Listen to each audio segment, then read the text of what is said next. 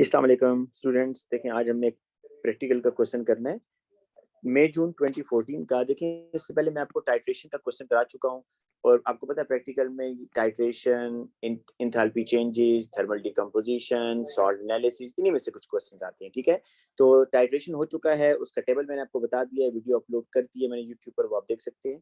आज की क्लास में मैं आपको इंथैल्पी चेंज का एक क्वेश्चन करा देता हूँ। और इंथैल्पी चेंज का क्वेश्चन जो है वो है, इसमें मैग्नीशियम रिबन होगा, उसको आप सल्फ्यूरिक एसिड में डिप करेंगे और एनर्जी चेंज जो है वो आपने टेम्परेचर चेंज रिकॉर्ड करना है, फिर हीट एनर्जी एब्जॉर्ब या इवॉल्व जो हो रही है और then delta H find out करना है। अब ये बेटा इंस्ट्रक्शन पढ़ लें। इंस्ट्रक्शन में ये कह रहा है कि आपने पहला काम ये करना है कि एक पॉलीस्टाइरीन कप में, पॉलीस्टाइरीन कप, इस पॉलीस्टाइरीन कप के अंदर आप सल्फ्यूरिक एसिड ले लें। पॉलीस्टाइरीन कप में क्या लेना है? सल्फ्यूरिक एसिड H2SO4 इतना 50 क्यूबिक सेंटीमीटर। इंस्ट्रक्शन आप पढ़ लें तो आपको समझ आ जाएगी। 50 क्यूबिक सेंटीमीटर ये लेना है। इसका बेटा आपने इनिशियल टेम्परेचर फाइंड आउट कर लिया, राइट? इनिशियल टेम्परेचर रिकॉर्ड कर लिया। देन वो कह रहा है कि आपको 2 different coil length of magnesium ribbon is given. आपको एक मैग्नीशियम रिबन ये मिलेगी, दूसरी मैग्नीशियम रिबन थोड़ी सी लॉन्गर होगी और आपने इन दोनों का मैस फाइंड आउट करना है। पहले रिकॉर्ड दी मैस, ठीक है? और फिर आपने, अच्छा, पहले कह रहा है कि आप shorter piece of magnesium ribbon का मैस रिकॉर्ड करें। Support the plastic cup in 250 cubic centimetre beaker. बेटा आपने 250 क्यूबिक सेंटीमीटर बीकर लेकर उसमें इस कप को ट्रांसपोर्ट दे देनी है। अब आप बेटा ये करेंगे, जो शॉर्टर मैग्नीशियम रिबन है, शॉर्टर स्ट्रिप जो है, इसका मैस फाइंड आउट कर लें, ठीक है? और मैस फाइंड आउट करने के बाद, अच्छा देखिए, इसको स्ट्रेट नहीं डालना, इस तरह नहीं, इसको कॉइल की फॉर्म में। अगर आप स्ट्रेट डालेंगे ना तो इसका नुकसान ये होगा, कुछ मैग्नीशियम इसका ऊपर रह जाएगा, रिवो रिएक्शन ही नहीं कर रहा होगा। इसलिए आपको टेम्परेचर चेंज फाइंड आउट करना है, सारा magnesium at a time dip करना होगा, right?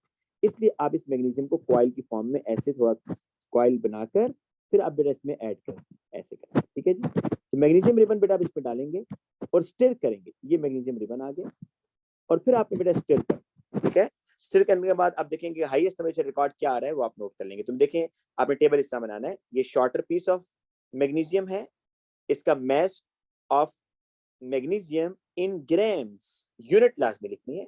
Initial temperature in Celsius slash डालकर Celsius, final temperature in Celsius, change in temperature in Celsius. बेटा आपके पास जो मैस ऑफ मैग्नीशियम आ रहा है, हम एज्यूम, मैं यहाँ पर कुछ रीडिंग्स ले लेता हूँ आपके सामने, ठीक है? और वो रीडिंग्स जो हैं, अच्छा, अब बेटा हम लेते हैं suppose shorter piece of magnesium 0.16। Initial temperature पता है कितना है जी? 30.0।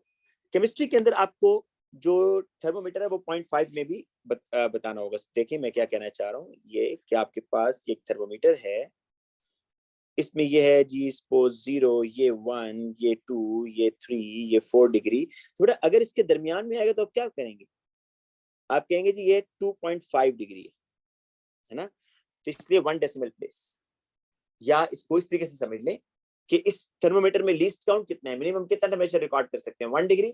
1 डिग्री को डिवाइड बाय 2 करें तो अनसर्टेनिटी आ जाती है 0.5, तो 1 डेसिमल प्लेस तक आपने लिखना होगा। तो इसलिए 30 नहीं लिखेंगे, 30.0 इनिशियल टेम्परेचर, राइट? जब मैग्नीशियम रिबन डाल दिया और हाईएस्ट टेम्परेचर रिकॉर्ड कितना आ रहा है? 44.5 डिग्री, और डिफरेंस कितना आ रहा है? 14.5। ठीक है जी, ये आपका एक एक्सपेरिमेंट हो गया। अब सेकंड एक्सपेरिमेंट कैसे करेंगे? आपने यही काम रिपीट करना है लेकिन with longer strip of magnesium. Longer strip को डालेंगे बेटा इसमें आप, और अब लॉन्गर स्ट्रिप का मैस आपने पहले फाइंड आउट कर लेना है ना, तो इसका मैस थोड़ी ज्यादा होगा, 0.29 ग्राम्स है। इनिशियल टेम्परेचर 30.0 है। अब फाइनल टेम्परेचर इसमें राइज कर रहा है, ये एक्सोथर्मिक रिएक्शन है, टेम्परेचर राइज कर रहा है, और ये आपके पास बेटा चेंज इन टेम्परेचर आ गया। ये टेबल देखें कैसे बनाया है, शॉर्टर स्ट्रिप के लिए लैदा, लॉन्गर स्ट्रिप के लिए लैदा, और आपने लेफ्ट साइड पर मैसेज, initial temperature, final temperature, change in temperature. अब वो ये कह रहा है कि show your working and appropriate significant figure in the final answer to each of your step. देखिए सिग्निफिकेंट फिगर, आप जरा देखिए कि एग्जामिनर ने जो ये क्वेश्चन आपको दिया उसमें मिनिमम सिग्निफिकेंट फिगर कितने यूज किए? 50 क्यूबिक सेंटीमीटर। सल्फ्यूरिक एसिड कितना लिया हुआ है 50 क्यूबिक सेंटीमीटर, किससे बेटा ट्रांसफर कर रहा है मैग्नीशियम सिलेंडर से। देखें 50 क्यूबिक सेंटीमीटर उसने H2SO4 ट्रांसफर किया into the polystyrene cup by magnesium cylinder. तो मैग्नीशियम सिलेंडर तो एक्यूरेट चीज नहीं है ना, तो इसलिए इसका मतलब यहाँ पर एरर है। ठीक है, अगर वो नीचे कहेगा ना कि आपकी इंप्रूवमेंट बताएं तो आप बताएंगे कि use the burette instead of magnesium cylinder. लेकिन यहाँ जो काम की बात है, आपने ये प्रूफ करना है कि इसमें एसिड इज इन एक्सेस। तो कैसे वो करेंगे, देखें आपको पता है इसमें रेशो 1:1 है। मैग्नीशियम और सल्फ्यूरिक एसिड में रेशो क्या है, मोलर रेशो 1:1। तो इसलिए अगर कंप्लीट रिएक्शन होता है ना तो मोल्स ऑफ Mg और मोल्स ऑफ H2SO4 इक्वल होने चाहिए थे, लेकिन अभी देखते हैं इक्वल नहीं है। Moles of Mg is lesser, ये आपने प्रूफ करना है। तो पहले शॉर्टर स्ट्रिप का कर लें, कितने मोल्स हैं जी, ये 0.16 मैस है, डिवाइड बाय 24.3। और H2SO4 कितना है जी, वॉल्यूम 50 है, कंसंट्रेशन 1 है, डिवाइडेड बाय 1000। ये देख लें कंसंट्रेशन 1 दी हुई है। अब आप देखिए ये मोल्स ये आ रहे हैं 0.00658। ये मोल्स लेसर हैं किससे, सल्फ्यूरिक एसिड के मोल कितने हैं 0.05 मोल्स। अगर बेटा आप कंप्लीट रिएक्शन चाहते हैं ना तो आपको सल्फ्यूरिक एसिड के मोल कितने चाहिए थे, मैग्नीशियम के कितने मोल चाहिए थे 0.05। मैग्नीशियम का मोल 0.05 तो नहीं है ना, 0.05 से कम है। इट मींस कि magnesium is the limiting reactant. आपने ये मैंने शॉर्टर स्ट्रिप के लिए किया ना, तो आप बेटा यही काम रिपीट करेंगे फॉर द लॉन्गर स्ट्रिप। वहां पर भी प्रूफ करेंगे कि लॉन्गर स्ट्रिप में भी मैग्नीशियम जो है वो लिमिटिंग रिएक्टेंट है, उसके मोल्स H2SO4 से कम है। ठीक है बेटा, अब आगे चलते हैं। कह रहे state an observation which confirms that sulphuric acid was in excess. कह रहे अब आप ऑब्जर्वेशन की बेस पर बताएं कि सल्फ्यूरिक एसिड एक्सेस में। तो बेटा देखिए बड़ा सिंपल सी ऑब्जर्वेशन है कि ये जो आपका पॉलीस्टायरीन कप था इसमें H2SO4 था, क्या मैग्नीशियम सल्फेट नीचे at the end of reaction बैठा रहा सॉलिड फॉर्म में, नहीं, ऑल मैग्नीशियम डिसॉल्व या नो सॉलिड इज लेफ्ट। तो इसका मतलब है अगर सारा मैग्नीशियम डिसॉल्व हो गया है तो इसका मतलब है कि मैग्नीशियम एक्सेस में नहीं है। ठीक है, तो आप यहां लिखेंगे no solid is left, all magnesium dissolved, all magnesium dissolved, it means कि वो limiting reactant था ना। अब आगे क्या कह रहा है कि calculate the heat energy produced when shorter piece of magnesium was added. अब देखिए बेटा कि जो सल्फ्यूरिक एसिड आपने लिया हुआ है आपके ख्याल में ये प्योर है, नहीं बिल्कुल भी नहीं, इसको वाटर में डिसॉल्व किया हुआ है। ठीक है, और जो आपने बेटा यहाँ पर थर्मोमीटर लगा के टेम्परेचर फाइंड आउट किया था ना, वो जो टेम्परेचर था वो बेसिकली किसका था, वाटर का था, क्योंकि वाटर के अंदर आपने सल्फ्यूरिक एसिड डाला हुआ है और फिर मैग्नीशियम का रिएक्शन हो रहा है। और जब Mg और H2SO4 का रिएक्शन हो रहा है और जो हीट एनर्जी रिलीज हो रही है वो कौन एब्जॉर्ब कर रहा है, वो वाटर एब्जॉर्ब कर रहा है। वाटर इज द सराउंडिंग, इसलिए यहाँ पर M क्या होगा। अब आपने क्या करना है, हीट एनर्जी निकालनी है। हीट एनर्जी का क्या सिंबल होता है, Q is equal to MC delta T। तो यहाँ पर Q तो हीट एनर्जी है, M क्या होगा, मैस ऑफ वाटर। आप कहेंगे वाटर नहीं है, तो वाटर है, सल्फ्यूरिक एसिड को आपने वाटर में तो डिसॉल्व किया हुआ है। अब सल्फ्यूरिक एसिड का कितना वॉल्यूम है 50 क्यूबिक सेंटीमीटर, इसका मतलब है 50 ग्राम, क्योंकि आपको पता है ना कि 1 cubic centimetre is equal to 1 gram. तो 50 cubic centimetre is equal to 50 gram approximately, क्योंकि ये प्योर वाटर नहीं है, इसलिए 50 ग्राम हो गया। C is the specific heat capacity, वो 4.3 है। और शॉर्टर स्ट्रिप के लिए बेटा वो कह रहा है, तो शॉर्टर स्ट्रिप में चेंज इन टेम्परेचर कितना आ रहा है 14.5 आ रहा है, यहाँ पर आप लिख देंगे 14.5। ठीक है, अब इसको बेटा सॉल्व कर लें तो आपके पास आएगा 3118 जूल्स। अब बेटा आपको क्या करना है जी, इस 3118 को किलो जूल में जाना है, मतलब जूल्स को किलो जूल्स पर मोल में लेकर जाना है। तो पहला काम तो आप डिवाइड बाय 1000 करेंगे। देखें फॉर्मूला क्या है, अब आपने तो क्या निकालना है, किलो जूल्स पर मोल निकालना है ना। तो इसका ये फॉर्मूला होता है किलो जूल्स पर मोल किसकी यूनिट है, डेल्टा एच। तो डेल्टा एच का फॉर्मूला क्या होता है, Q over N, Q over N. N पता है क्या चीज है, मैं यहाँ इसको लिखता हूँ, N is the number of moles of limiting reactant. N क्या है जी, number of moles of limiting reactant है। तो अब जरा देखें क्यू क्या आ रहा है 3118 N is the number of moles of limiting reactant. किसके मोल है जी, magnesium is the limiting reactant, तो 0.00658।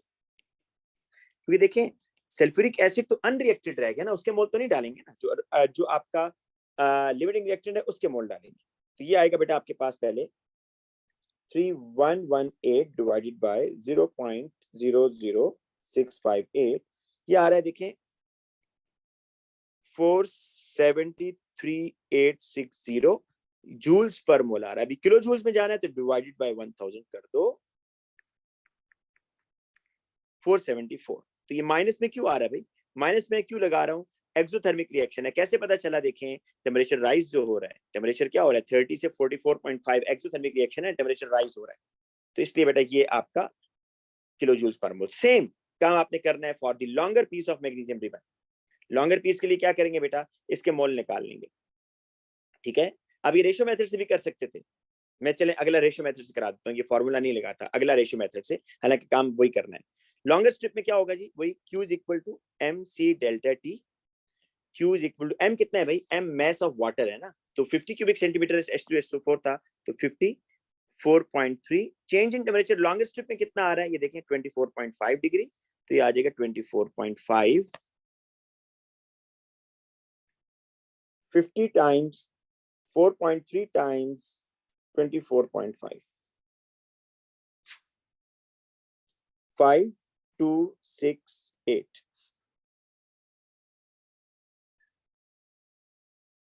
ठीक है, ये आपके पास आ रहा है। अब बेटा देखें, अब ये जूल्स में आ रहा है ना, किलो जूल्स, क्योंकि अब आपने नेक्स्ट स्टेप पे क्या करना है, किलो जूल्स में जाना है, फिर पर मोल में भी जाना है। तो किलो जूल्स में इसको कैसे लेके जाएंगे? अच्छा ये बताएं, ये हीट एनर्जी किसने प्रोड्यूस की है भाई? ये हीट एनर्जी किसने प्रोड्यूस की है? जब आपने longer piece of magnesium ribbon डाला है तब इतनी हीट एनर्जी रिलीज हुई। तो longer piece of magnesium ribbon कितने मोल है बेटा? कितने मोल है? इसके मोल निकाल सकते हैं या नहीं निकाल सकते? 0.29 के मोल निकाल सकते हैं ना, 0.29 डिवाइड बाय 24.3। तो यहाँ मैं कर लेता हूँ, देखिए 0.29 डिवाइडेड बाय 24.3, ये मोल्स ऑफ मैग्नीशियम आएंगे।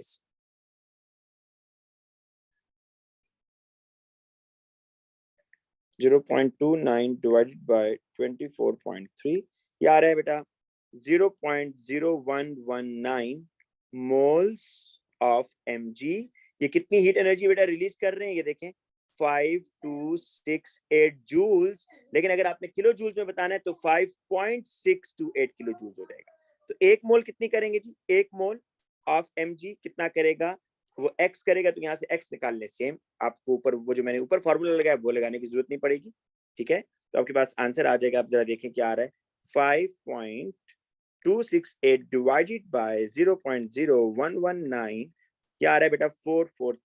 443 और माइनस में क्यों आ रहा है? टेम्परेचर राइज हो रहा है, ठीक है। अब वो कह रहा है नेक्स्ट लास्ट क्वेश्चन जो है, what is the maximum error in a reading of a thermometer use. अब ये बात सुने, ये जो आपका थर्मोमीटर होगा बेटा, इस थर्मोमीटर के अंदर आप देखें ये 1 डिग्री, ये 2, ये 3, ये 4, ये 5, ये 6, इसमें लीस्ट काउंट कितना है? इसका लीस्ट काउंट कितना है बेटा? इसका लीस्ट काउंट है 1 डिग्री, ठीक है। तो लीस्ट काउंट को डिवाइडेड बाय 2 करें, लीस्ट काउंट को डिवाइड बाय 2 करें तो आपके पास एरर आ जाता है। तो कितना होगा बेटा? इसमें जो एरर आ रहा है वो 0.5 डिग्री है। अब आपने मैक्सिमम एरर कैसे निकालना है, और which of your temperature change has the highest percentage error. अभी आपको ये बात समझ आ जाएगी कि हाईएस्ट परसेंटेज एरर किसका है।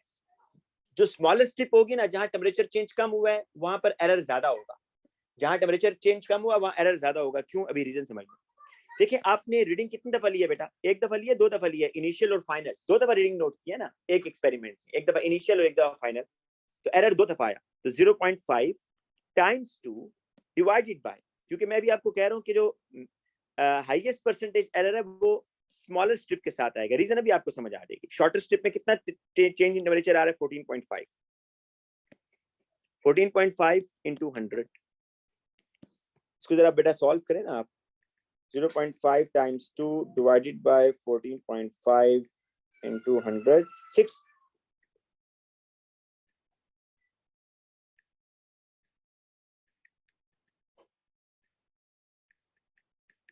6.89। अब मेरी बात सुनिए, अब मैंने लिया शॉर्टर स्ट्रिप ना, मैंने क्या ली थी बेटा? Shorter strip of Mg। अगर बेटा शॉर्टर स्ट्रिप में ये टेम्परेचर चेंज आ रहा है 14.5, लॉन्गर में कितना आ रहा है? देखें लॉन्गर में ज्यादा आ रहा है ना, तो अब खुद सोचें कि अगर नीचे स्मॉलर वैल्यू होगी तो एरर ज्यादा आएगा ना फिर, क्योंकि छोटी वैल्यू से डिवाइड कर रहे हैं तो आंसर बिग आ जाएगा। अगर आप बड़ी वैल्यू से डिवाइड करते हैं तो आंसर स्मॉल आता है। इसलिए बेटा आपसे वो कह रहा है कि ये बताएं कि मैक्सिमम परसेंटेज, वो कह रहा है कि which of your temperature change has the highest percentage error. तो जो शॉर्टर स्ट्रिप है उसमें जो एरर आएगा वो ज्यादा होगा। कैसे निकालेंगे? मैंने आपको मेथड बता दिया। लास्ट पार्ट है कह रहा है apart from the error due to heat loss. देखिए हीट लॉस तो हो रही है क्योंकि आपने उस प्लास्टिक कप के ऊपर लिड तो नहीं लगाया ना, तो हीट लॉस तो हो रही है। कह रहा है लेकिन suggest another significant source of error in the experiment. आपको मैंने स्टार्ट में बता दिया था कि आपने वॉल्यूम जो H2SO4 का यूज किया वो मेजरिंग सिलेंडर से किया है, तो अगर आप वो ब्यूरेट से करते तो वो आपका एरर इंप्रूव हो सकता था। इसलिए बेटा आप उसमें लिखेंगे कि error in the volume of H2SO4, error in volume of H2SO4। तो इसके लिए इंप्रूवमेंट कैसे होगी, यूज ब्यूरेट, ब्यूरेट यूज करें। या मैं आपको एक ज़बानी बता देता हूँ एरर क्या हो सकता है कि बेटा आप का जो मैग्नीशियम है उसके ऊपर कोरोजन हो सकती है, तो यूज दी सैंड पेपर। क्या यूज करेंगे आप लोग, सैंड पेपर यूज करेंगे, ठीक है बेटा। कल की क्लास में, मंडे को क्लास होगी, कल मैं एमसीक्यूज कराऊंगा इंशाल्लाह इसी टाइम पर। मंडे को जो क्लास होगी उसमें मैं आपको एक और एक्सपेरिमेंट करा दूंगा थर्मल डिकम्पोजिशन का और सॉल्ट एनालिसिस का, ठीक है, ताकि आपके प्रैक्टिकल के जितनी पॉसिबिलिटीज सारी पूरी हो जाए।